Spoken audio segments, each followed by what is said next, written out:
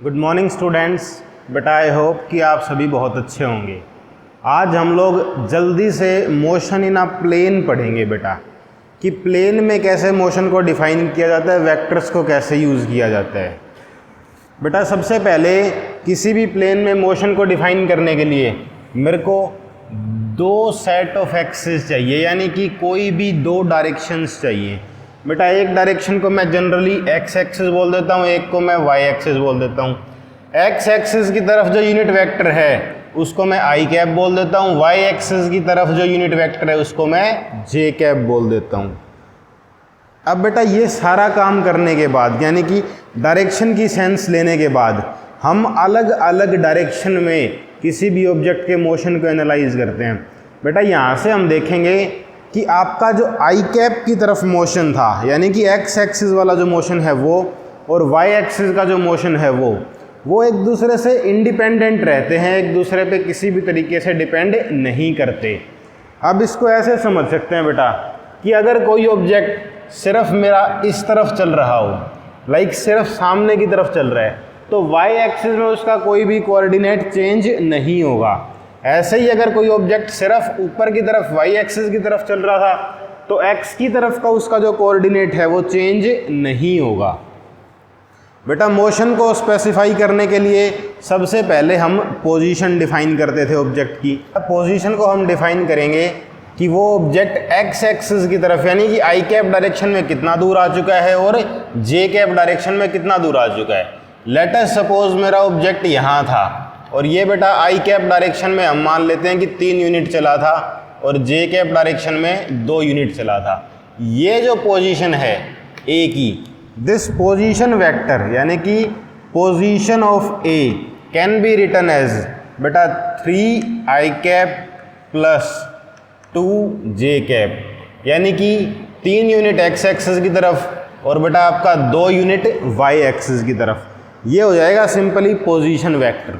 ऐसे ही अगर कोई ऑब्जेक्ट मेरे पास यहाँ होता बेटा, इनिशियली ऑब्जेक्ट यहाँ होता, ये -1 -2, यानी कि ओरिजिन से जे कैप वाले डायरेक्शन से अपोजिट चल रहे होते हम लोग, और ऑब्जेक्ट मेरा यहाँ होता, तो इसको मैं नाम दे देता हूँ बेटा बी, और मैं लिख सकता था position vector of B is 3 I cap -2 J cap, because बेटा हम लोग नेगेटिव जे की तरफ आ गए हैं इस बार।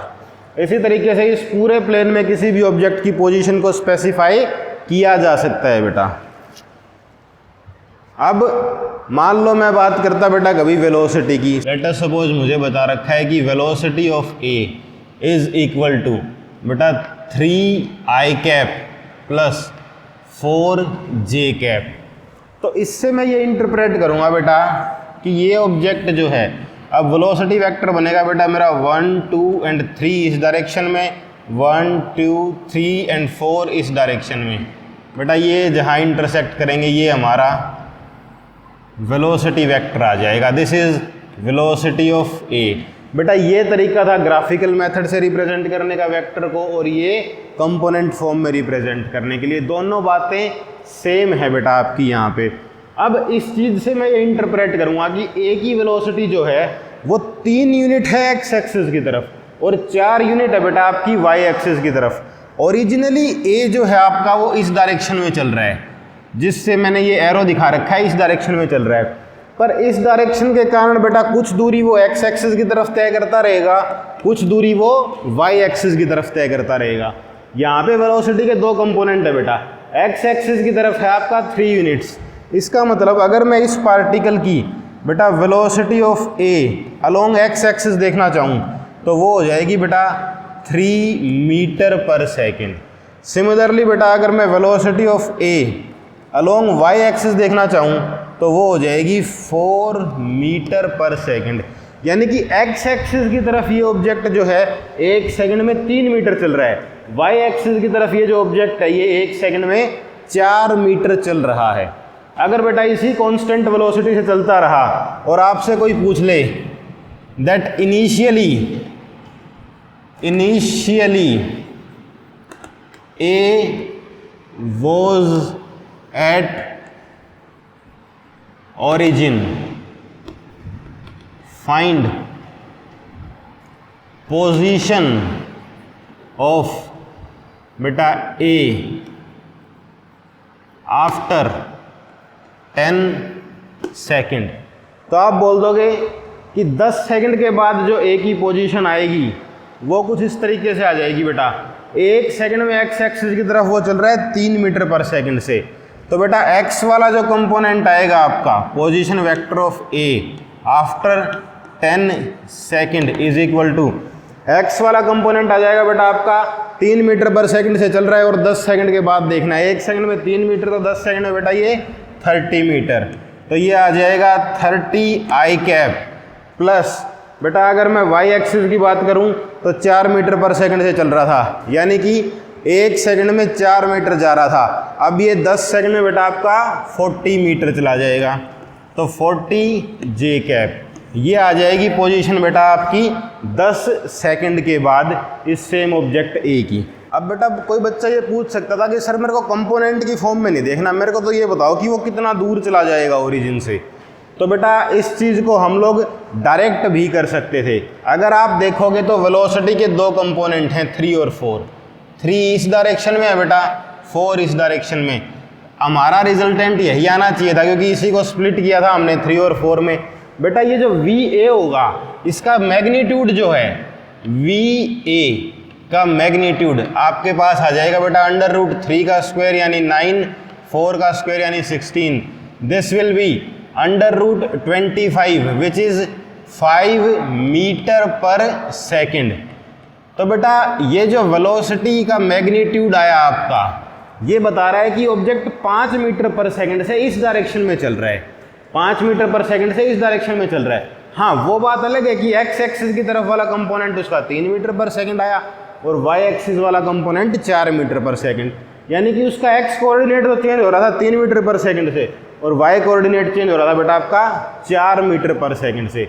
अब कोई ये बोल दे जी 5 सेकंड पर मीटर से चल रहा है तो 10 सेकंड के बाद तो इसमें 50 मीटर चला जाना चाहिए। बिल्कुल सही बात है बेटा, जो आपकी डिस्प्लेसमेंट आएगी वो 50 मीटर ही आएगी क्योंकि हमने देखा था कि 10 सेकंड के बाद ऑब्जेक्ट की पोजीशन हो जाएगी ये। अगर मैं इस पोजीशन का मैग्नीट्यूड की बात करूं बेटा तो क्योंकि ओरिजिन से देखे था हम लोगों ने यहाँ तक पहुँच गया था, तो डिस्प्लेसमेंट के लिए क्या करेंगे बेटा, डिस्प्लेसमेंट आप ये बता सकते हो कि फाइनली जहाँ पे है माइनस इनिशियली जहाँ था।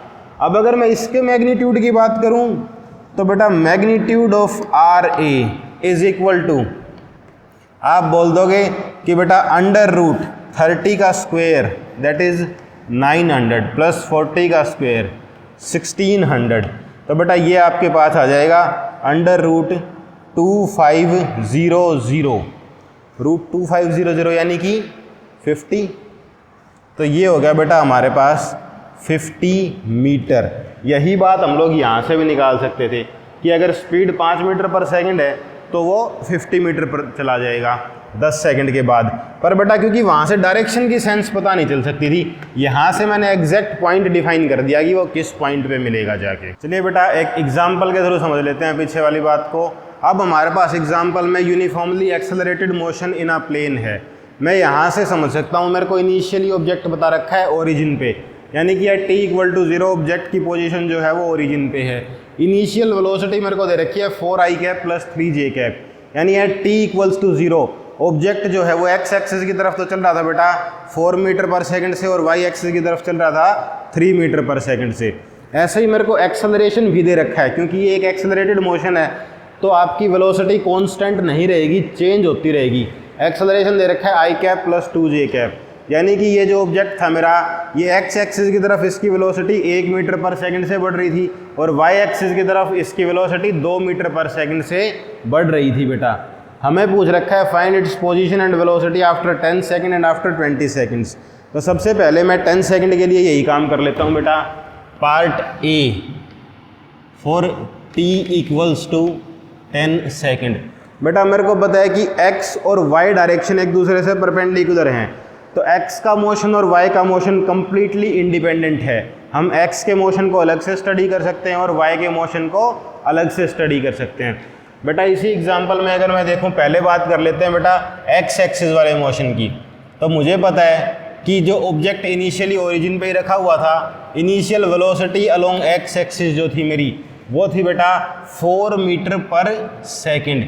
ऐसे ही बेटा मेरे को ये भी पता था कि एक्सेलरेशन अलोंग एक्स एक्सिस जो है वो है 1 मीटर पर सेकंड स्क्वायर। यहाँ से बेटा अगर मुझे final velocity along X axis निकालनी हो तो वो हो जाएगा बेटा v is equal to U plus A T, यानी 4 प्लस 1 इंटू 10, तो ये हो जाएगा बेटा 14 मीटर पर सेकंड। सिमिलरली अगर मुझे यहाँ से बेटा डिस्प्लेसमेंट अलोंग एक्स एक्सिस निकालनी हो तो ये हो जाएगा s is equal to U T plus half A T square. u था बेटा हमारे पास 4 इंटू t है 10 plus half into a into T square, तो बेटा आपके पास वैल्यू आ जाएगी 40 प्लस यहाँ से आ जाएगा बेटा आपके पास 50, तो ये हो जाएगा 90 मीटर। तो एक्स एक्सिस की तरफ ये 90 मीटर चला जाएगा और इसकी वेलोसिटी हो जाएगी 14 मीटर पर सेकंड।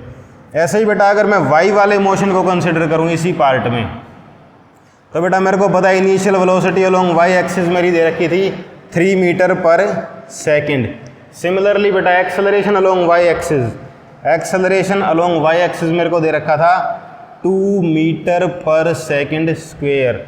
और बेटा इसके साथ साथ मैं ये भी जानता हूँ कि ये सारा काम मुझे करना था t इक्वल टू 10 सेकेंड के लिए।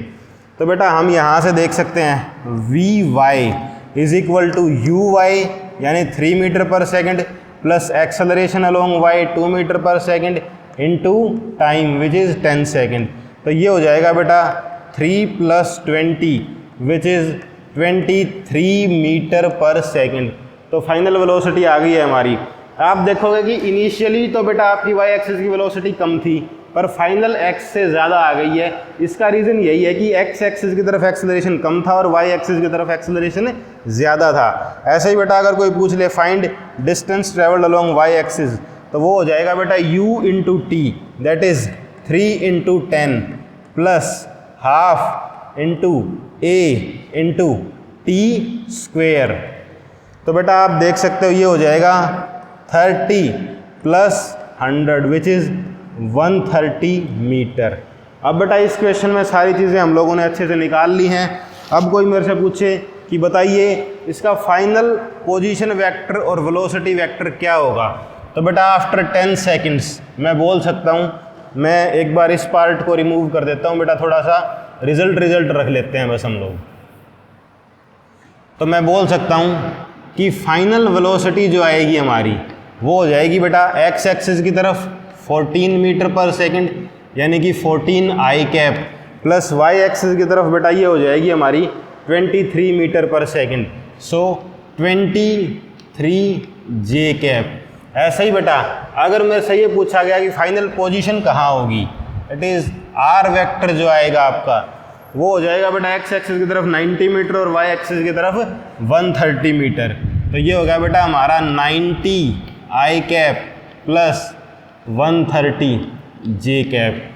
सिमिलरली बेटा आप t इक्वल्स टू 20 सेकेंड के लिए कर सकते हैं। मैं एक बार इसी काम को जल्दी से यहाँ करके दिखा देता हूँ। B part t is equal to 20 second. बेटा सारा डेटा हमारा सेम रहेगा, बस टाइम की वैल्यू चेंज हो जाएगी। तो अगर वी एक्स की मैं बात करूं that will be you x जो कि था 4 plus acceleration along X axis which was 1 into time, तो ये हो जाएगा बेटा आपका 24 मीटर पर सेकंड। सिमिलरली अगर मैं distance travelled along X axis की बात करूं तो बेटा ये हो जाएगा मेरे पास s is equal to U into T. अब यू एक्स था मेरा 4 इंटू टाइम है 20 plus 1/2 into acceleration along X axis था बेटा 1 सेकेंड इंटू टी स्क्वेयर यानी 20 का स्क्वेयर विच इज़ 400। तो ये हो जाएगा बेटा आपके पास 80 प्लस यहाँ से आ जाएगा आपका 200, तो ये हो जाएगा 280 मीटर। सिमिलरली बेटा अगर मैं y एक्सिस का मोशन की बात करूँ तो वी वाई जो होगा मेरे पास that will be U Y था बेटा 3 U Y plus A Y था 2 और टाइम है 20 सेकेंड, तो ये हो जाएगा बेटा आपके पास 43 मीटर पर second. Similarly distance travelled along Y axis जो होगा मेरा that will be S Y is equal to U Y, जो कि था बेटा हमारा 3 मीटर पर second, 3 into 20 plus half into A Y into T square. तो बेटा ये आपके पास आ जाएगा 60 प्लस 400 और ये हो जाएगा हमारे पास बेटा 460 मीटर्स। तो बेटा अब इसको अगर वेक्टर फॉर्म में रिप्रेजेंट करना आ जाए मेरे पास, तो वेलोसिटी आफ्टर 20 सेकेंड ये हो जाएगी बेटा मेरी 24 आई कैप प्लस बेटा यहाँ से मैं देखूँ तो 43 जे कैप। और इसी तरीके से बेटा अगर मेरे से पोजीशन पूछ ले वो कि पोजीशन कितना होगा 20 सेकंड के बाद, तो 20 सेकंड के बाद बेटा एक्स एक्सिस की तरफ हम जा चुके होंगे 280 मीटर अलोंग आई कैप प्लस बेटा वाई एक्सिस की तरफ हम जा चुके होंगे 460 मीटर्स जे कैप। ये हमारी फाइनल वेलोसिटी और फाइनल पोजीशन आ